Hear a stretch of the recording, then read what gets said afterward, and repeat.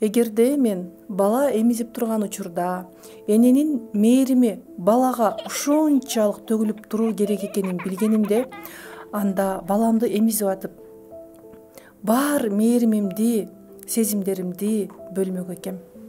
Эгерде балам артымдан ээрчигенде ага менин махабатым керек экенин билгенимде, бар махабатымды, көңүлүмдү эч нерсеге карабай балама бермек экем.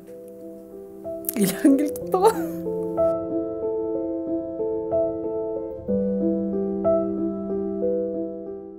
Балдарым мектепке жөнөп атканда, балдарым мектептен келгенде баланы тосуп алып жана жөнөтүү маанилүү экенин билгенимде, баардык жумуштарымды таштап, балдарымдын бетинен сүйүп мектепке жөнөтүп, мектептен тосуп алмакмын.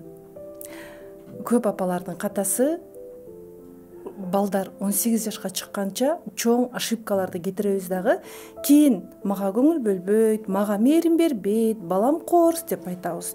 Эгер балага жеткиликтүү мээрим берсең, анда бул сенин бар байлыгың, бар бакытың, сенин дөөлөтүң.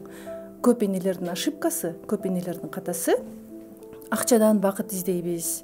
Фокусубуздун баары күйөөбүзгө кетип калат. Баланын балалыгы кыска эле убакыт, 18 эле жашкурак. Ошол учурда көп аялдар стресс менен убакытын өткөрүп жиберишет, жумуш менен убакытын өткөрүп жиберишет. Балдарга мээрим берели дегим келет.